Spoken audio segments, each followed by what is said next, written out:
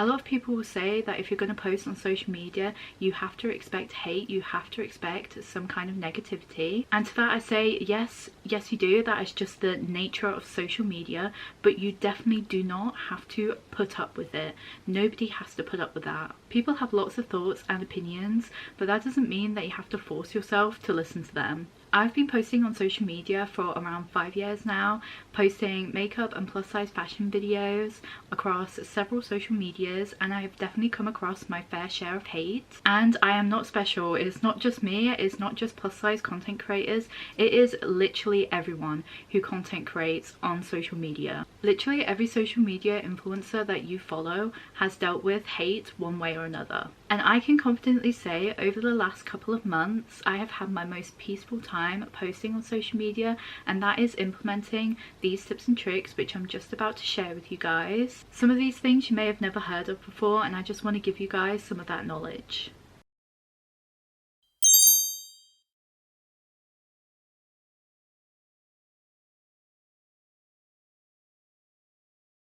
Firstly, I want to go over some boundaries that you can set for yourself right now when dealing with hate comments online. First one is never respond to them. It is tempting to respond to somebody who is reacting negatively to something that you posted.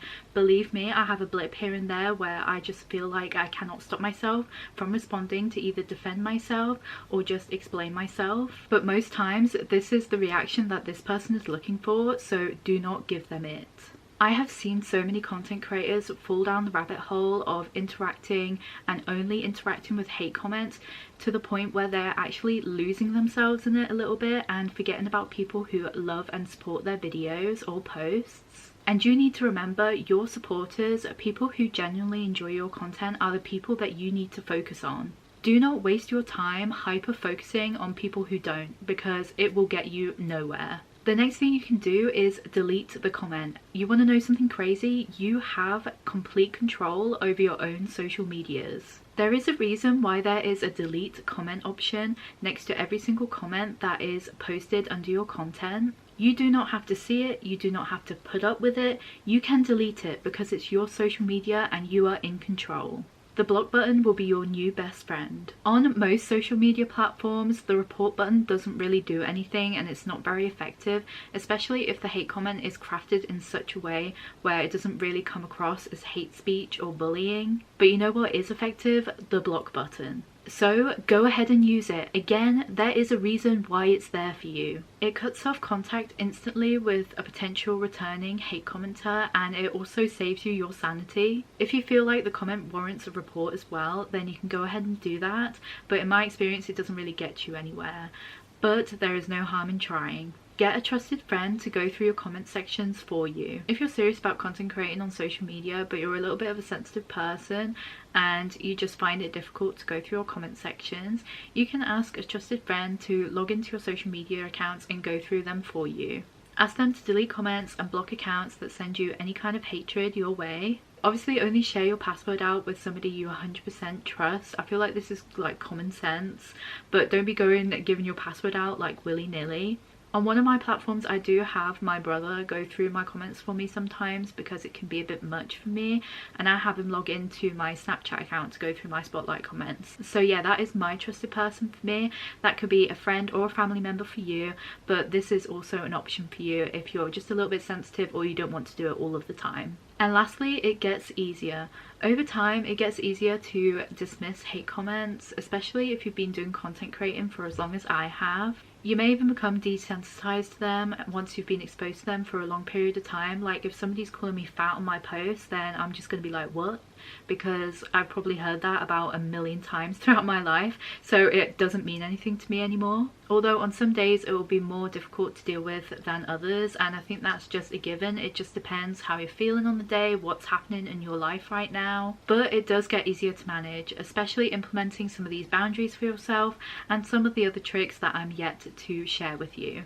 There is also another perk that comes with monitoring your comment sections more closely, and it doesn't just save yourself, but it also saves your audience as well. Imagine you posting a day in the life or an outfit of the day or anything that fits into your regular content, and somebody really enjoys that video when they come across it on Reels, on TikTok or whatever, and they go to open the comment section to only be met with a bunch of negativity. And let's face it, we have seen it happen to people before. It's happened to me when I've seen a video that I really like and then I go into the comments and it's just not what I was expecting at all. And it doesn't leave you feeling good, and it might even drive you away from that content creator, especially if it happens to them a lot. And I feel like as a content creator, you do have some responsibility to make sure your comment section reflects the kind of content that you post online. And just make sure everything is kept on topic and make sure that it's a safe space for everybody. Another reason why I choose to monitor my comment sections more closely is because I promised myself I would not gain a platform on hatred. And I feel like this doesn't apply to everyone, but because of the nature of the content that I put out there, I like to do body positivity content, I like to do uplifting content and outfit ideas. I feel like for me, that just makes sense for me to make sure that everything is just kept positive and light on my page. And don't get me wrong, there's some content creators out there who do engage with hate and sort of use it to propel their account in sort of a comedic way, and that is good for them, but for me it just doesn't make sense because it doesn't really fit into what I post. I think an important question to ask yourself is like how you want to be seen and how you want to be presented online. And for me, I didn't want to gain a platform upon hatred. I didn't want people to recognize my name and think, oh, that's the girl that gets bullied online. No, I don't want that. I want people to hear my name and think, oh, she does this kind of content, she does body positivity, she does fashion. I want it to be kept on topic. The whole reason why I decided to post these videos to YouTube, to all of my social medias, is to spread positivity, to spread body acceptance, to help people become authentically themselves. That is my mission. And if my comment sections aren't reflecting that, if my presence isn't reflecting that online, then what am I doing? So yeah, this is a question that you have to ask yourself, but also at the same time, you need to protect yourself as well. Like, you don't want to sentence yourself to going through this, because nobody has to go through this, like I said. In the next half of this video, I want to discuss with you guys the tools that I've found on all the different social media platforms that have helped me manage hate comments more effectively. And the first platform that we're going to be talking about is Instagram. And I honestly don't know why it has become so normalized and almost become a trend for people to be horrible on Instagram, like in Instagram comment sections. It's just crazy to me. I don't even know why that's a thing. But there are some settings that you can tweak on IG that will protect yourself from the wrath of the Instagram commenters. Firstly, turn GIFs off. I quickly realized that nobody has ever used GIFs in a nice way. So turn this option off in settings because you do not have to put up with that. And my biggest lifesaver on Instagram has been limited interactions. It is a setting that only allows your followers to comment on your videos, and everybody else gets put into a separate section where you can approve or reject their comment onto your video. There is also a block option as well, so if you see the same kind of person commenting on your video, you can go ahead and block them too. The longest duration that you can have this setting on for, because it's not meant to be on all the time, is for 4 weeks, but every time the reminder pops up for me, I just turn it right back on, and it doesn't tell me that I can't do that, so I just keep turning it back on because it's been great. And also, it doesn't affect your engagement either, because people can still comment on your videos, you just have more control over them basically. So don't worry about your engagement. What you need to worry about is making sure you are staying sane.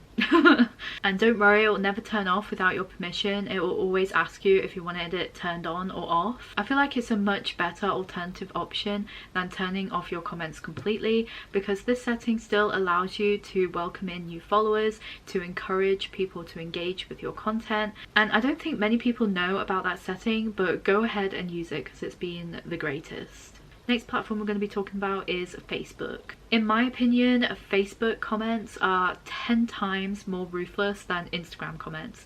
You really thought Instagram Reels comments were bad? go onto Facebook, because that is a completely different story. The comments I was receiving on Facebook actually led me to not check my comments at all, which I felt really sad about, because I have some really lovely supporters on Facebook as well, and I just felt like they were just being left out just because of this group of people that just love to comment like huge paragraphs on my videos, and I just couldn't anymore. And I looked everywhere to find some solutions to this, and I finally did find one, and this only works for Facebook pages as far as I know, so I'm really sorry, I don't really have any knowledge on having a public profile. This is just for Facebook pages. I'm really sorry about that, but I can only talk about what I know. But if you're a Facebook page, you can award moderator status to other Facebook users. I have a couple of my Facebook followers monitoring my comment sections now, and it honestly has saved my sanity. And I honestly cannot be more grateful to the moderators on my Facebook who saw that this was having a huge effect on me and stepped up to help me. It honestly means the most to me, and I can now happily go through my comment sections and respond to questions that I was missing, responding to nice comments that I was missing because I wasn't looking through my comments previously. One thing that your new moderators will need to know is that they will need to download the Meta Business app to be able to look at your comments and to be able to go through them.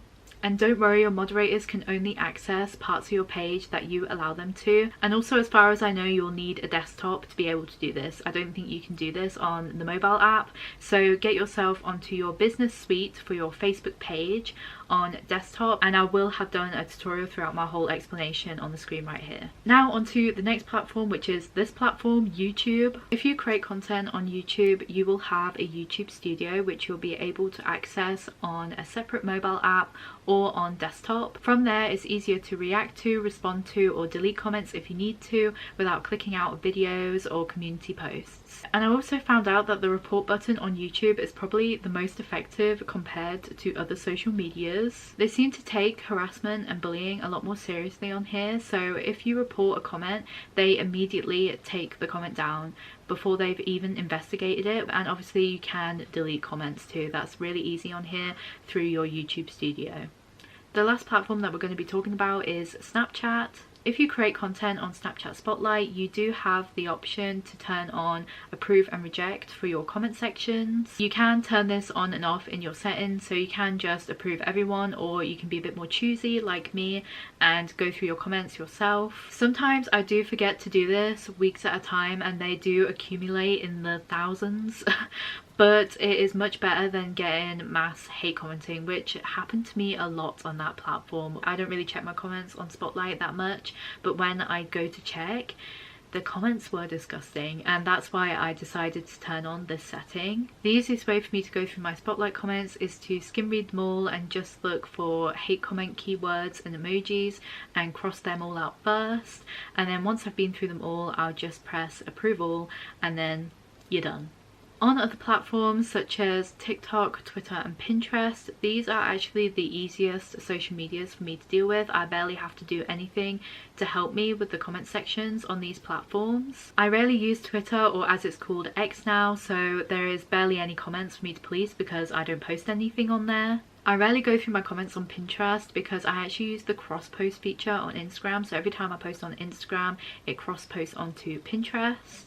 But by implementing the boundaries that I first discussed with you guys at the beginning of this video, any hate comments that I may get on Pinterest, if I do remember to go through them, are easy to deal with. As for TikTok, I have quite a large following, and I've accumulated that over the years by doing different kinds of content. And recently I've been gaining more traction on my plus size fashion videos. And honestly, this platform is probably the least difficult for me to manage, and I rarely see hate comments on there. And if I do, they end up in the filtered comment section, so they don't actually show up for anybody else except for me. However, I did take a look on TikTok because I know that this might just be my own personal experience. I know a lot of people do deal with hate on TikTok, so I did go and have a look for you guys anyways to see if I can see anything that you can use to help you protect yourself on TikTok.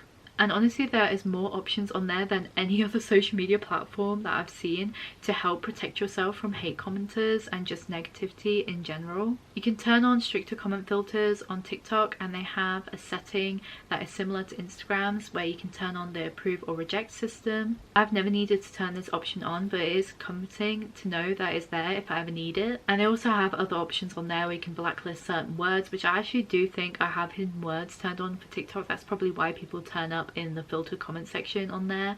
But yeah, there's plenty of things there for you to go through if you want to protect yourself on TikTok. Anyways, that is all the knowledge that I have to share with you guys today. I hope this video was helpful, and if it was, please remember to give it a big thumbs up because it really does help out my YouTube channel. I'm trying to do more talking videos and advice videos like these on my channel, as well as the try and hauls and reviews. And I'm going to be doing some more videos surrounding body confidence and body acceptance as well. So if that's something that you're interested in, remember to hit that subscribe button. If you want to check out any of my other social medias, there'll be a link to my link tree in the caption below for you guys if you want to check out any of those. Thank you so much for watching this video, and thank you so much for supporting my YouTube channel. I'll see you guys in the next one. Bye!